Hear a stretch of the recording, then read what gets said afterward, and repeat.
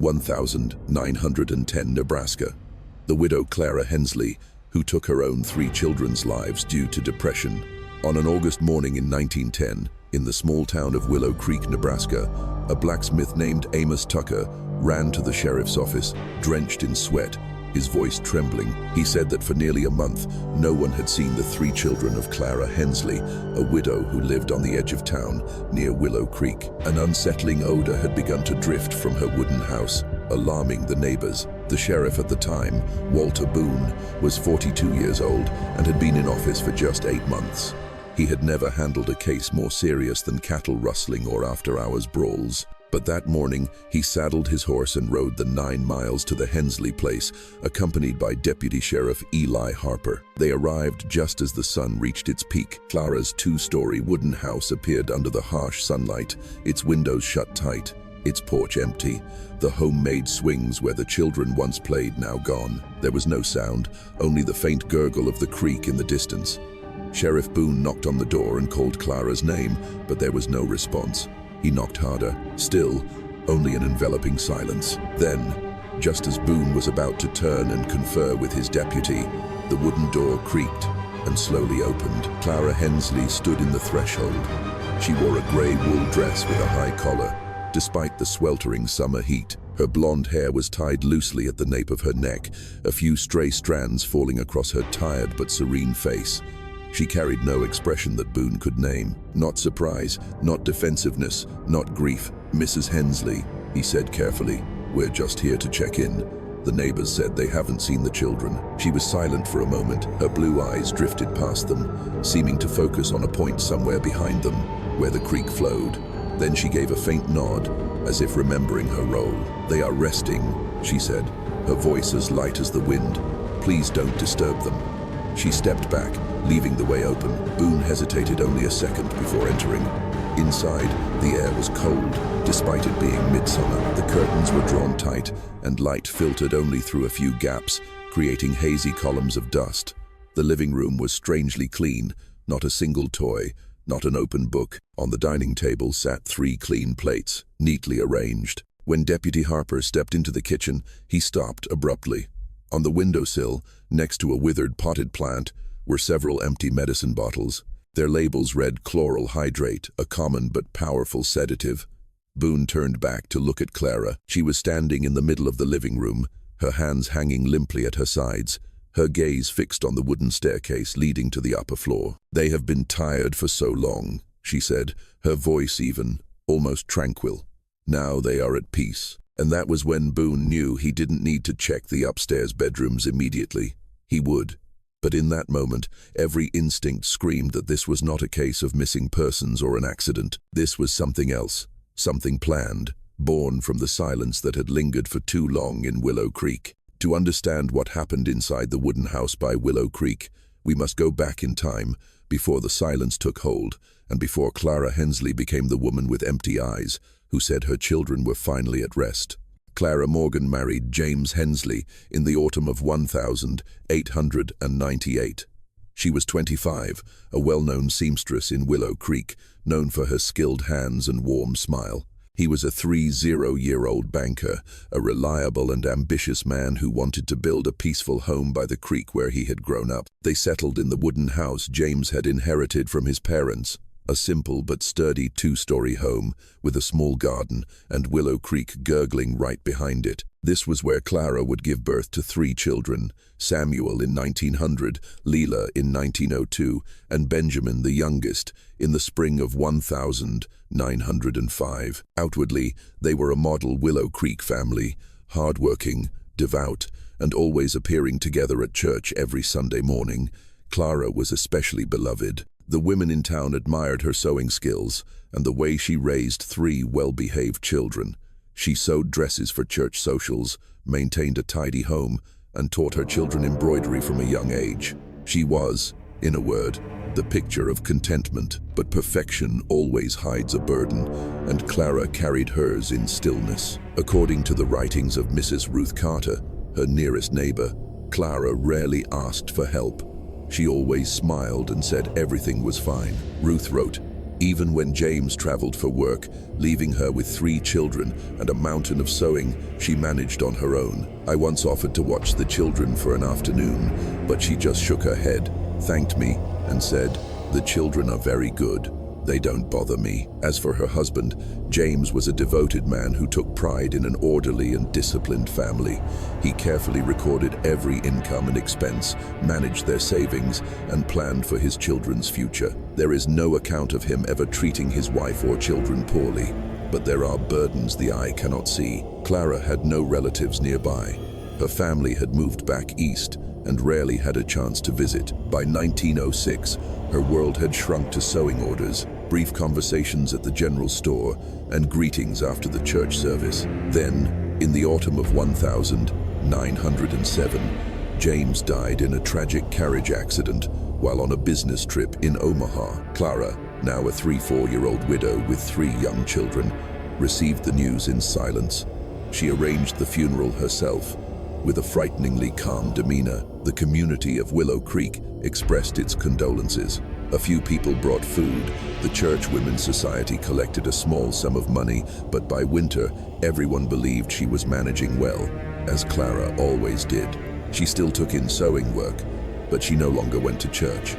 Her embroidery, once vibrant with patterns of birds and flowers, became monochromatic, using only black and gray thread. She began to write short notes, submitted to the local newspaper under the pen name C.M., speaking of eternal sleep and the silence of the earth. A note from the winter of 1908 read, "Good children do not fear the dark, they only seek warmth in the silence, and sleep is the warmest place." At the time, no one paid much attention. It would take another 2 years before people began to wonder what was truly happening, but by then, it was already too late. By early 1908, the Hensley household had become something of an enigma. From the outside, little had changed. The curtains were always drawn, but the porch remained clean. Occasionally, Clara was seen collecting her mail or hanging a few articles of clothing on the line. But inside, something was shifting, and those who looked closely began to notice. It started with the children. They no longer attended Sunday school.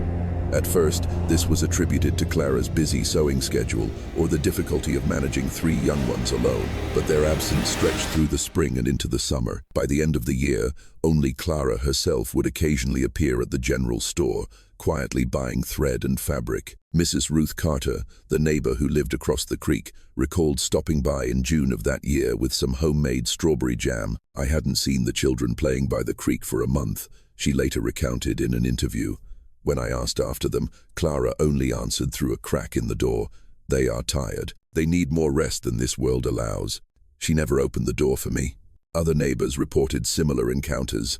Conversations with Clara became brief and distant. She seemed distracted, her gaze often fixed on something far away, her sentences sometimes trailing off. When asked how she was managing, her answer was always a faint smile and a whisper, "The Lord will provide for tired souls." It was around this time that children in the town began to whisper strange stories. A boy named Peter, the son of the blacksmith Amos Tucker, claimed to have seen Samuel, the Hensley's eldest son, standing motionless by the fence on a rainy afternoon, staring at an empty field, not blinking. "He didn't look real," Peter said, "more like a scarecrow." Another little girl insisted she had heard the sound of a piano coming from Clara's house late at night, a sad, melodic tune. Though everyone knew the Hensleys didn't own a piano. Of course, these stories were never entered into any official report. They were just the idle chatter of children until years later, when investigators tried to piece together the events to understand why no one had seen the full picture of the tragedy. But there were other, more concrete signs that something was wrong. In September 1908, Leela, then 6 years old, wandered into the Carter's yard. She was barefoot and wearing a thin dress, despite the cool weather. Mrs. Carter brought her inside, gave her a glass of warm milk, and asked where her mother was. "Mother is embroidering," Leela replied in a small voice. "We have to be very quiet when she embroiders, otherwise the threads will get tangled." When asked if she wanted to stay and play, Leela shook her head. "I have to be back before nightfall. Mother says the darkness is very scary." Mrs. Carter tried to speak with Clara the next day, but no one came to the door. The curtains remained drawn. When she returned the following day, Clara met her on the porch coolly, thanking her for bringing Lila back after her little stroll, as if it were a perfectly normal occurrence. Sheriff Boone would later admit that this moment, when Lila wandered off, was the earliest opportunity for authorities to intervene, had the regulations of the time allowed it. But in 1908, there were no child protective services, no mandatory reporting laws, and no process for evaluating the mental health of reclusive widows. A mother raising her children on her own on the edge of town was not a threat. She was a figure of pity and resilience. Besides, Clara still paid her bills on time. She still received sewing orders by mail. She still answered a few important letters. Fundamentally, she was still functioning. However, Clara's behavior continued to shift. By the end of that year, she had sold her old sewing machine, the object that had once been her pride. When the buyer asked why, she simply said, "I no longer wish to join the pieces together. It's better to leave them separate."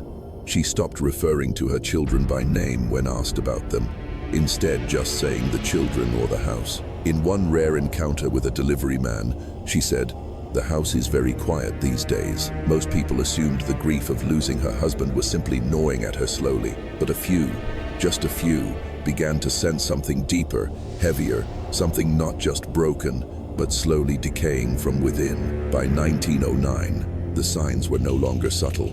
Clara Hensley had completely withdrawn from the Willow Creek community. She no longer took in sewing work. The local school marked her children's names as moved away, though no official notice was ever filed. The neighbors who had once tried to connect now simply walked past the house in silence, no longer leaving bread or jam at the gate. The family's only contact with the outside world was through mail-order catalogs. Clara began to order increasingly strange items, large quantities of calming herbs, old medical books, many rolls of gauze, and, notably, vials of chloral hydrate. One final order contained nothing but 3 sets of white children's clothing and spools of black silk ribbon. What she did not order, what made the local deliveryman quietly wonder, were any toys or books for the children. No storybooks, no dolls, no wooden block sets. For a woman once known for teaching her children embroidery and poetry, this was unusual. But again, no one did anything. After all, Clara still paid for her orders. She wasn't bothering anyone. And small communities in Nebraska in the early 20th century operated under an unwritten rule. You don't meddle in your neighbor's business unless there's smoke coming from the roof. No one saw smoke. No one wanted to look any deeper. In October 1909, a traveling pastor named Jonathan Miles stopped at the Hensley property to ask for a glass of water. His account, recorded after the tragedy the following year, offers a fleeting outside glimpse into the household during this final period. He recalled approaching the porch and hearing a murmuring sound, not a song, but a soft, steady voice, as if reading a long list. He knocked, and the voice fell silent. A heavy silence followed before the door cracked open. Clara stood just inside. She did not greet him or ask what he needed. He politely explained and asked for some water. She stared at him for a long moment before replying, "The creek is just behind the house." Then she closed the door. He remembered seeing a small figure standing motionless in the dark hallway behind her, perhaps one of the children, but the house was too dark, and he couldn't be sure. By the end of 1909, the garden was completely desolate. The place that was once Clara's pride, with its rows of roses and marigolds, was now just a patch of dry weeds. The clothesline behind the house was never used. Even on sunny days, the only sign of life was an occasional flicker of a curtain or the faint creak of floorboards at night. Then came the incident with Benjamin. He was the youngest, only 4 years old. One afternoon in late November, he was seen sitting alone by the creek, shivering in a thin shirt, his bare feet in the cold water. A neighbor, Mr. Carter, brought the boy back to the house and knocked on the door. Clara opened it almost immediately. She did not thank Mr. Carter. She did not ask what had happened. She only said, "He knows he's not supposed to go out," and pulled the boy inside, shutting the door firmly. The next day, Mr. Carter swore he saw a wooden plank nailed horizontally across the inside of that door, right at the level of the doorknob. When asked about it later, he just shook his head and said, "That house didn't feel like a home anymore." It felt like it was trying to keep a secret inside. But still, there were no official reports, no investigation, no intervention. No law had been broken, no complaint had been signed, no authority was willing to act on whispers alone. And so, the silence continued to thicken.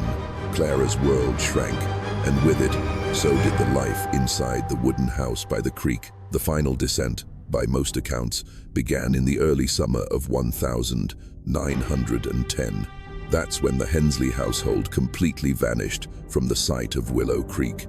No mail was collected, no orders were placed.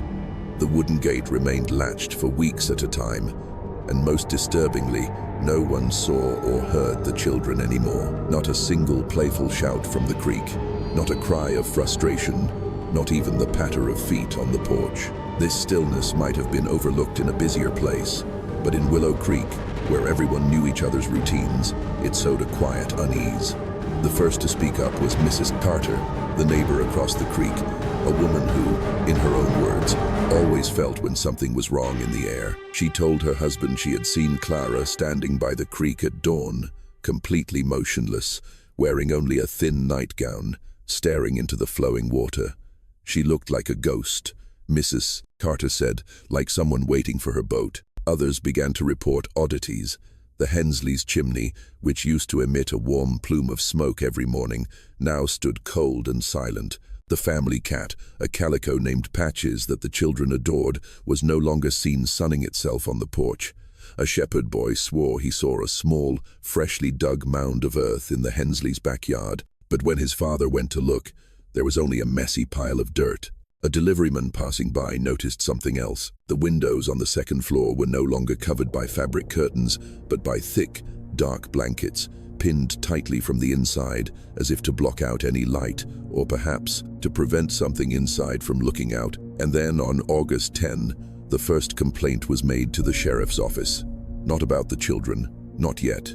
It was about the smell. Amos Tucker, the blacksmith who would later sound the final alarm, reported to Sheriff Boone that something unpleasant was rising from the direction of the creek near the Hensley place. He didn't mention Clara by name, only that a smell of sickness hung in the air whenever the wind shifted. Sheriff Boone made a note of it, but with no formal accusation and no legal grounds, he had no basis to act. "I can't go knocking on someone's door because of a strange smell," he reportedly told his deputy. Nevertheless, records show he sent Deputy Eli Harper to the Hensley home on August 11, a routine wellness check. But no one answered. On August 12, Mrs. Carter saw Clara again, this time near the wooden bridge over the creek. She was holding something wrapped in a child's blanket, clutching it tightly to her chest. She was rocking gently, Mrs. Carter recalled, not out of nervousness, but as if she were lulling something to sleep to a tune I couldn't hear. When Mrs. Carter called out her name, Clara looked up. She smiled, a real smile, but her eyes were empty. It was like the smile and the eyes didn't belong to the same person. Mrs. Carter felt a chill and turned away. When she looked back, Clara was gone. By August 14, 3 neighbors had independently voiced their concerns to the sheriff's office, still framed cautiously. "I'm sure she's fine, but perhaps you should stop by. It's just too quiet, that's all." Sheriff Boone noted them all, but again, no law had been broken, no formal complaint was filed, and on paper, Clara Hensley was a law-abiding citizen, a pitiable widow, until the evening of August 14. That was when Amos Tucker's son, while herding his sheep home, got the full force of the stench. He followed it, against his better judgment, until he neared the Hensley fence. What he saw sent him running home with a face as white as a sheet.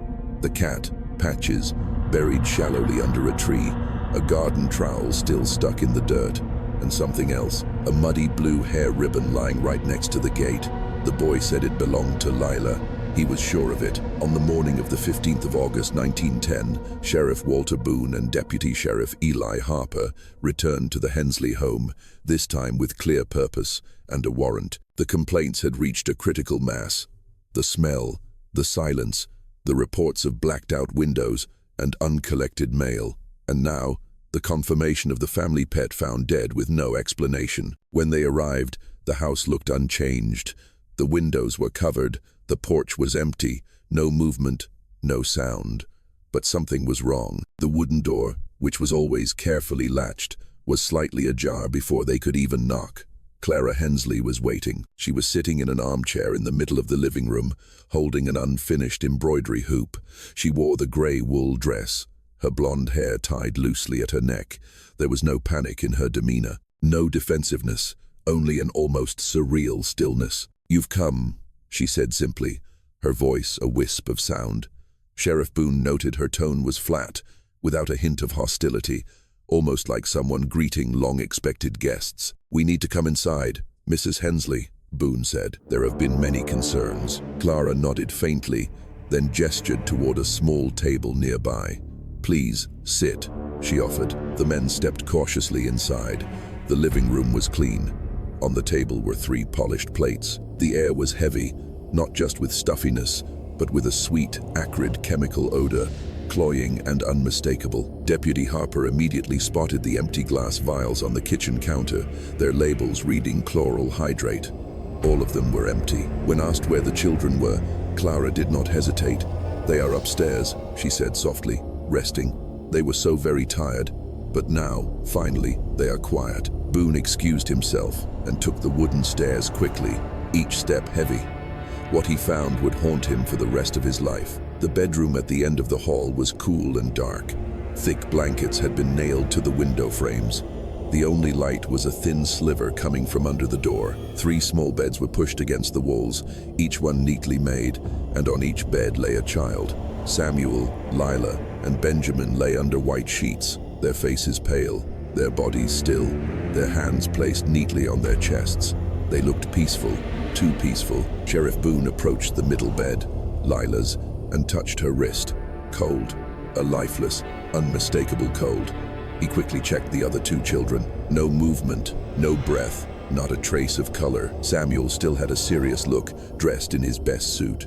Benjamin, the youngest, was curled up, holding a small wool-stuffed animal, his eyes half closed, as if in a dream. Each child appeared to have been dead for at least several days. Downstairs, Clara continued to speak, her voice even. "Lila used to be afraid of the dark," she said, seemingly to an invisible person. "These walls couldn't keep her fear out. I tried telling her stories, but she always knew. She always felt it." Deputy Harper asked what she meant, what it was. Clara looked up at him with a distant sadness. "I don't think you would understand." When Boone came back down, his face ashen with shock, he signaled to his deputy, "Get the county doctor, Mr. Henderson, immediately." Clara did not resist when they asked her to come with them. She didn't ask what they had found. She didn't cry. Instead, she walked to the small table, picked up her embroidery hoop, sat back down in her chair, and began to sew gray stitches, humming a familiar lullaby. She sewed slowly, calmly. "They're safe now," she whispered once, almost to herself. "I did what a mother had to do." Dr. Henderson, the county physician, arrived late that afternoon with 2 assistants. His report later confirmed the sheriff's initial suspicions. Each child had ingested a fatal dose of chloral hydrate, most likely mixed into warm milk. There were no signs of a struggle, no injuries, no external trauma. They had simply slipped into sleep. One by one, as Dr. Henderson examined the children, he reportedly paused at Benjamin's bedside and said quietly, "This was not cruelty. This was sorrow, neatly arranged." Downstairs, Clara had stopped humming. When Sheriff Boone asked her why she did it, she answered without a trace of hesitation, "They were never going to make it. I saw the future, the loneliness, the fear, the scorn. I did what any mother would do if she truly loved her children." No one answered.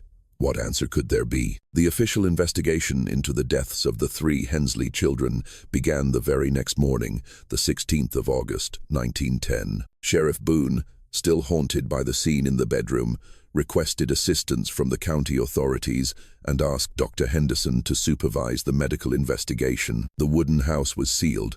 Clara was taken to the county infirmary, not as a criminal, but held for a mental status evaluation. From the outset, it was clear this would not be a typical criminal inquiry. There were no signs of violence, no bruises, no wounds. The children had not been forced, and there were no indications of physical harm.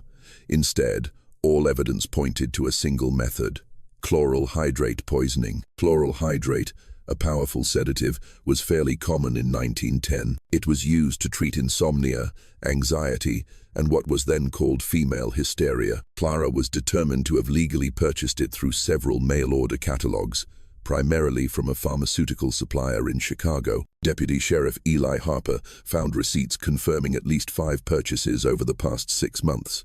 Each time, the quantity was small enough to avoid suspicion, but enough to be lethal if used with calculation. And Clara, it seemed, had been very calculating. In a small wooden box hidden under the floorboards of her bedroom, investigators discovered an old embroidery notebook. Inside, instead of sewing patterns, were short entries written in pencil, the handwriting becoming increasingly shaky and forceful. August 5th.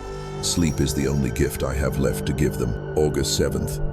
They will not find them in the stillness. August 10th. I sang to them. This time, they will not wake up. These notes had no recipient. They were not letters or a diary. They were like monologues, final thoughts put to paper. Sheriff Boone called them the final stitches on a shroud. The autopsy reports, completed by Dr. Henderson and confirmed by county medical officers, reached the same conclusion. A lethal concentration of chloral hydrate in the body, consistent with a high-dose sedative ingestion. Warm milk residue was found in the stomachs of Lila and Benjamin. Samuel, the oldest at 10, showed signs of slight resistance, suggesting he may have realized something was wrong but was too late to resist. Notably, each child was dressed in clean clothes. Their beds were neatly made, their hair was brushed, and in each of their hands was a small, withered wildflower. Dr. Henderson wrote in his report, "This was not the act of a frenzy. This was a ritual, a preparation, and perhaps in her mind, a final act of protection." The press quickly picked up the story. By August 18, newspapers from Omaha were running large headlines. Willow Creek, widow ends 3. Children's lives with sedatives. Silent tragedy shocks Nebraska. What motive for an unthinkable crime? Grieving mother or cloaked demon? The tone of the articles varied widely. Some emphasized the horror, others tried to find a sympathetic explanation, but all agreed on one point. The case was an incomprehensible tragedy. Because Clara Hensley did not behave like a murderer, she did not deny what she had done, she did not ask for forgiveness, and most disturbingly, she showed no remorse. In an interview conducted by Sheriff Boone 2 days after the discovery, she said only, "I couldn't let this world hurt them. It hurts children, Sheriff, not all at once, but slowly, with loneliness, with mockery, with fear. I only helped them escape it sooner." There was no emotion in her voice, not pride, not pain, just a calm, chilling certainty. As the investigation deepened, it became clearer that this tragedy was not a sudden act. It had been building quietly, piece by piece. The sedative orders, the blacked-out windows, the children who no longer played outside, Clara's growing isolation. There had been too many signs, but no one had acted in time. A week after the discovery, investigators conducted a second, more thorough search of the house. This time, they were looking for any written materials. What they found became the core of the entire psychological tragedy. In an old trunk in the attic, under layers of unfinished embroidery, Deputy Sheriff Eli Harper discovered a bundle of letters tied with a black ribbon. There were 7 letters that had never been sent, all written between March and August of 1910. Each letter was addressed to a different person: her late husband, James, her sister in Ohio, the church pastor, and even a childhood friend she hadn't contacted in years. But none of the letters had been mailed. They were not messages hoping for a reply. They were confessions, quiet, private, and utterly devastating. The earliest letter, dated March 15, was addressed to James. "You are gone, leaving me with 3 mirrors reflecting my own loneliness. They still ask about you whenever it rains. I tell them you have become the clouds, watching over them. They believe everything I say. That is what terrifies me most." Another letter, written to her sister in early April. "You always said I was the strong one. You were wrong. My strength is just an empty shell. Inside, it absorbs everything, their nightmares, their unanswered questions, their weight. I no longer know who I am, besides being their mother." These were not nonsensical ramblings. The language was coherent, structured, even possessing a tragic beauty. But the worldview they revealed was increasingly distorted. The themes repeated themselves. an overwhelming fear that the outside world would tarnish her children's innocence, a belief that she had a sacred duty to shield them, and a growing conviction that peace, absolute peace, was something only she could give them. One of the final letters, dated August 8, was perhaps the most haunting. I have told them hundreds of fairy tales, but they always wake up to reality. This time, my story will have no end. There will be no cold winters, no mocking words, no long, lonely nights, only stillness. I will lead them to a safe place and lock the door tightly. In another letter with no addressee, she wrote, "Do not call it a crime, call it a release, in the only form I could bestow." Psychological experts brought in to analyze Clara's writings described them as evidence of a prolonged psychotic depression, an illness made worse by isolation, exhaustion, and unresolved grief. Dr. Samuel Croft, a psychiatric consultant from Lincoln, wrote in his report, "This is not a case of a sudden break with reality, but a slow slide into a flawed logic. The subject was fully aware of her actions, but she redefined them through a distorted moral lens. In her mind, she was saving her children from a life worse than death." The letters also revealed rare moments of lucidity, brief flashes when Clara recognized her own instability. In one passage, she wrote, "If someone would just listen, truly listen, not just to ask how I am for politeness' sake, maybe the whispers in my head would stop. Maybe I would open the door and scream, 'Save me, please,' before I do what the darkness demands." But no one listens like that, not anymore. That sentence, "no one listens like that," would later be referenced in sociological studies and articles on medical history, seen as a painful summary of psychological isolation in rural areas. Because the truth, brutal and undeniable, was this: Clara Hensley had been deteriorating for years, and the people around her, neighbors, friends, the entire town had mistaken her withdrawal for resilience. They had confused silence with strength, and when she finally shattered, she shattered alone. The letters were submitted as case files. They were never made public, but they remain archived at the Nebraska State Archives. They are fragile artifacts, handwritten in faded ink, some pages wrinkled as if Clara had read them over and over again. Together, they form the silent diary of a mind, devastated not by evil, but by the weight of abandonment. In the days following the discovery at the Hensley home, local officials found themselves navigating a legal and medical gray area. At the heart of it all was one difficult question. Was Clara Hensley criminally responsible for the deaths of her 3 children, or was she mentally incapable of understanding her actions? By the end of August 1910, public opinion had begun to split. Local newspapers debated between condemning Clara as a cold-blooded murderer and portraying her as a victim of a society that left its widows to struggle alone with their grief. Meanwhile, the legal authorities had a more practical concern: how to proceed with the case. At the time, Nebraska law offered few specific guidelines for cases involving mental illness. The concept of an insanity defense existed, but it was rarely applied, especially in rural areas where the mental health care system was virtually non-existent, and the public generally favored punishment over sympathy. Dr. Henderson, who had performed the autopsies on the children, now took on a new role: lead examiner of Clara's mental competency. His initial report was both detailed and cautious.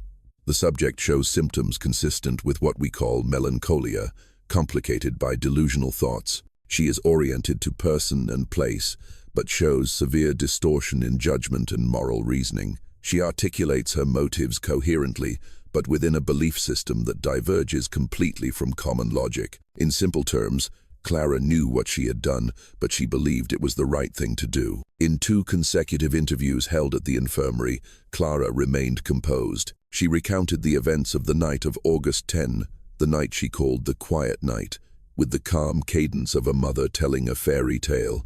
"I warmed the milk for them, just sweet enough. They were so tired. Benjamin kept asking why it was so dark outside. I told him that soon it would be light inside forever, and he would never be afraid of the dark again." When asked if she regretted her actions, Clara replied, "I regret that this world made me do it. I regret that I could not protect them longer. But the act itself, no, "I do not regret saving my children from a life I knew they could not endure." These words, though spoken softly, deeply unsettled those present. Sheriff Boone later told a reporter from the Omaha Daily Bee, "It wasn't madness as people imagine it.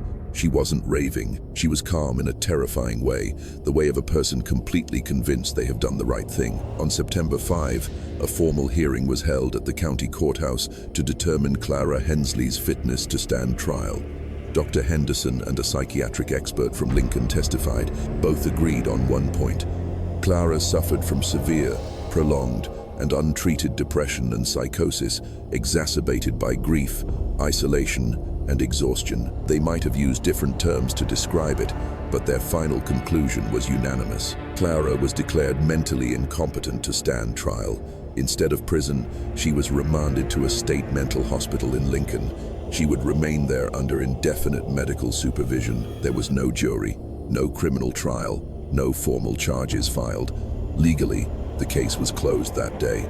But in the minds of the people of Willow Creek, the question of justice remained unanswered. Some believed Clara had escaped punishment. Others believed she had already endured a punishment more cruel than any prison. And many more began to ask deeper questions. What would have happened if someone had intervened sooner? Why were the warning signs, so clear in hindsight, ignored? And how many other women were living on the edge of the same silent abyss? Those questions, of course, would not find answers in 1910. They would be whispered behind closed doors, then fade into silence, just like the letters Clara never sent. After the Hensley tragedy, as the newspaper articles faded and the legal proceedings concluded, the attention of the people of Willow Creek turned to a question no one dared to ask aloud, but everyone thought in private. How long had we known something was wrong? The investigation had exposed countless warning signs. The children who no longer played outside, the blacked-out windows, the faint smell of sedatives in the air, Clara talking to herself, Lila wandering in a thin dress, the flower garden left to wither, and the house sealing itself off from the world. But the law hadn't acted, and neither had the community.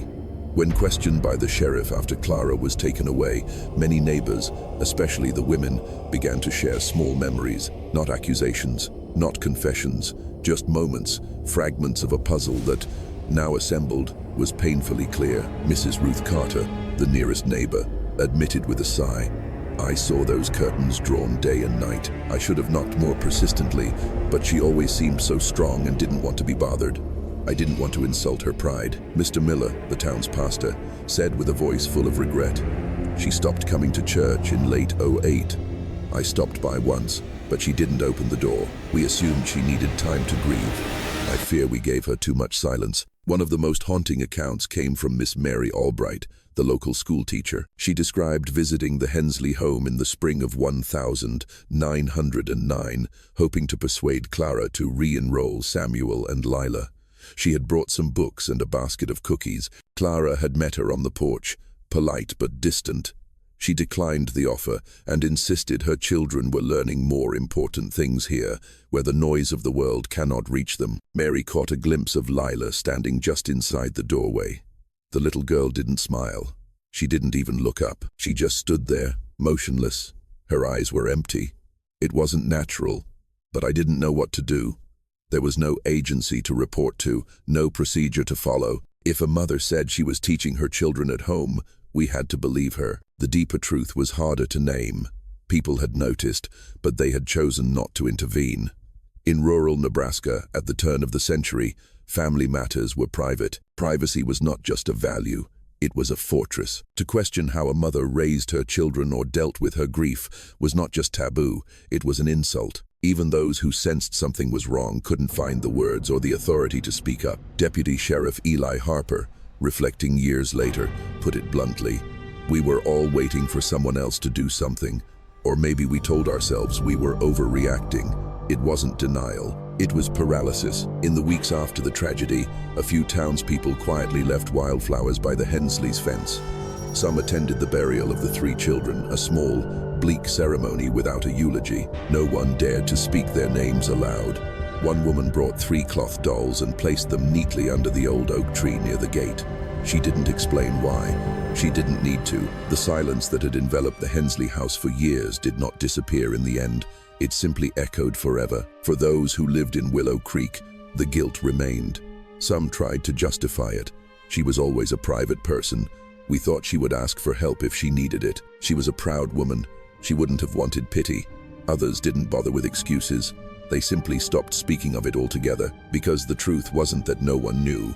The truth was that everyone knew a little, and no one knew enough, or had the courage to ask the rest. After Clara Hensley was declared mentally incompetent and transferred to the hospital in Lincoln, the town of Willow Creek did what most towns do after an inexplicable tragedy. It tried to forget. The Hensley's wooden house remained sealed for many months. The sheriff's office posted a notice on the gate declaring the property under county custody. Weeds grew over the entryway. Paint peeled from the window frames. No one cut the grass.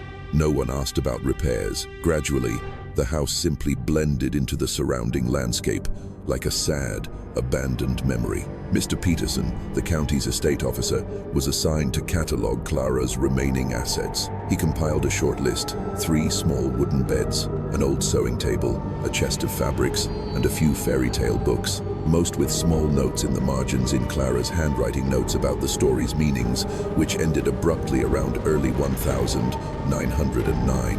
A family notebook was found, its yellowed pages recording the birth dates of the 3 children in Clara's elegant script. Below the name of Benjamin, the youngest, she had once written, "May you always find the light in the long nights." These words were later circled multiple times in pencil. Investigators believed she had done so in the final days before the tragedy. The children were buried in the town cemetery on a windy autumn afternoon in September 1910. 3 simple granite headstones were placed side by side, engraved only with their first names and their dates of birth and death. The burial costs were paid for by a church fund. Clara was not permitted to attend. Only about 10 townspeople were present. No songs were sung. The pastor read only a short prayer. In the words of Mrs. Ruth Carter, "It was the quietest funeral I have ever witnessed, but somehow its sound echoes forever." Clara remained at the Lincoln Hospital for the rest of her life. Hospital records describe her as a quiet, cooperative patient who lived entirely in her own inner world. She followed all the rules. She helped fold linens. She sat quietly during group activities, but she never once mentioned her children. Not once, not by name, not in her sleep talk, not even in the dreams that were recorded. A nurse who cared for Clara in her final years recalled that she often spent hours by the window, holding 3 small cloth dolls she had made herself. She would whisper to them, comb their yarn hair, and sometimes sing soft lullabies.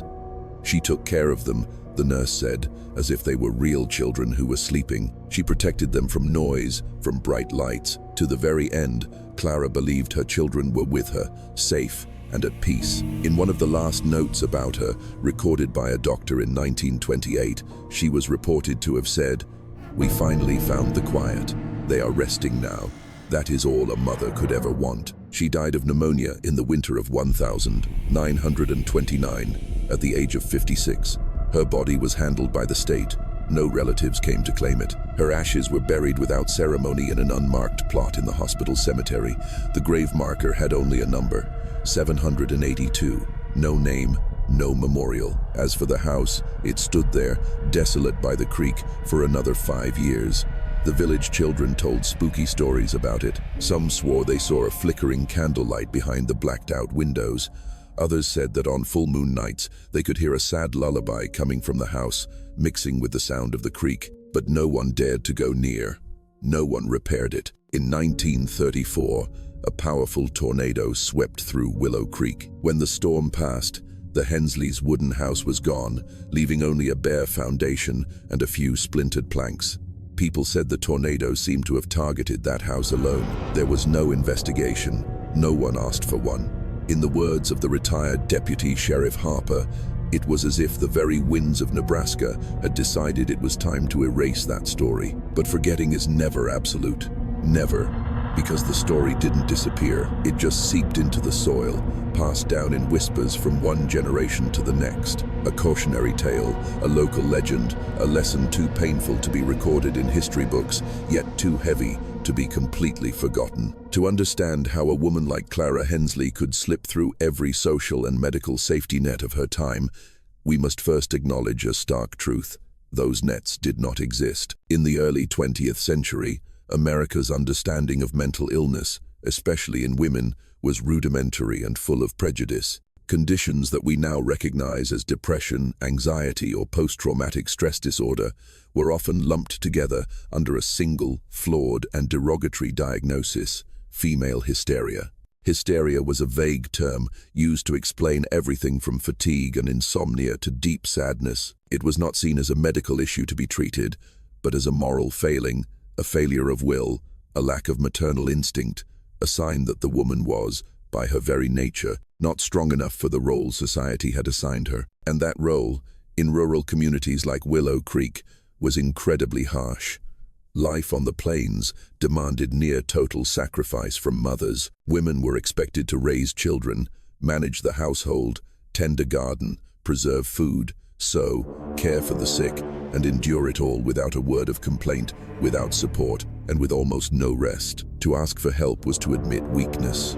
To break under the pressure was to bring shame upon the family. Clara Hensley, a talented seamstress, a devoted mother, a loving wife, entered widowhood at 34 with 3 children and no real social support system. There were no widows' pensions, no childcare services, no mental health counselors, and no language to describe the suffering she was experiencing, even if she had been allowed to speak it. Dr. Henderson, the county physician who examined Clara, wrote privately in a medical journal found years later, "We cannot heal a wound we cannot name." Her despair had no diagnosis, and thus it had no treatment, and thus it festered in her soul. Cases like Clara's were more common than one might think. From the late 19th to the early 20th century, records from asylums across the Great Plains of America show a significant increase in the number of women committed for what was called domestic collapse. The terminology varied: nervous exhaustion, religious melancholy, moral insanity, but the underlying causes were consistent: overwork, prolonged grief, and the toll of extreme isolation. Some women, like Clara, withdrew into their inner worlds until they completely broke. Others quietly disappeared into institutions where they lived out their lives, labeled unstable, without ever receiving real care. Very few of them were seen as victims, and even fewer were seen as people in need of rescue. The religious beliefs of the era compounded the problem. Many churches preached that suffering brought salvation, reinforcing the idea that hardship was a test of faith, not a reason to seek help. A woman who struggled was advised to pray harder. A tired woman was reminded to be grateful she had children at all. A woman who broke was pitied, but rarely helped. In this context, Clara Hensley's story is less a unique case and more of an archetype. She was not the first woman to experience a psychological collapse under the weight of grief, poverty, and isolation. She was simply one whose tragedy was significant enough to be recorded. How many others were forgotten? How many children grew up in homes where love slowly turned into fear? How many lives quietly withered away behind closed doors? These are questions that history cannot fully answer, but the absence of an answer is, itself, an answer. In the decades that followed, American attitudes toward mental health began to change, slowly, unevenly, and often incompletely. It wasn't until the mid-20th century that depression was recognized as a real medical condition. It wasn't until the 1970 seconds that social service agencies had enough authority to intervene in cases of child neglect caused by a parent's psychological illness. And even today, the stigma surrounding maternal mental health remains a lurking shadow. Clara Hensley's story, in this light, is not just about an individual's collapse. It's about a society that watched her sink into darkness and called it privacy. It's about a culture that saw her exhaustion and mistook it for resilience. It's about a system that never saw her at all until it was far, far too late. The Hensley case was not an isolated tragedy. In the years that followed, researchers, physicians, and historians began to recognize a tragic pattern, one that stretched across rural America. It wasn't the method of the crime that repeated, though many women did use sedatives or other means to carry out so-called mercy killings. It wasn't even the setting, though families living in remote, isolated places were always alarmingly overrepresented. What repeated was something quieter and more damning: a social design that placed impossible burdens on women, gave them no language to express their distress, and had no structure to intervene when they broke. In 1907, just 3 years before Clara's tragedy, a woman named Lillian Garvey in Clay County, Iowa, was found in her cellar with the bodies of her 2 sons. She had wrapped them in flour sacks, placed hymn books on their chests, and lit candles around them. Her explanation: "I returned them to God before the winter could." In 1912, in Kansas, a widow named Agnes Miller, a mother of 4, was found sitting motionless on her porch after a blizzard. Her children were discovered inside, dead from carbon monoxide poisoning from a faulty stove. Agnes had sealed the windows and doors tightly. She later told authorities she just wanted to keep them warm forever. In both cases, these women were deemed mentally incompetent and institutionalized. Neither faced a criminal trial, and neither, it was later determined, had ever been treated for, or even asked about, the psychological distress they were suffering. Historians now believe that the Hensley case, along with similar ones, served as implicit reference points for regional medical professionals well into the 1930 seconds. They were used in lectures not as a call for reform, but as tragic anecdotes, warnings of the consequences of isolation and overwhelming burdens, but never as a catalyst for systemic change. It would take many more decades and countless more unnamed women for that change to begin. And by then, Clara Hensley had long since vanished from the official records. Her case became part of an unspoken pattern because silence, as history has proven, leaves the fewest traces. For decades after the tragedy, the story of Clara Hensley remained suspended in a strange cultural space in Willow Creek, too horrifying to forget, but too painful to discuss.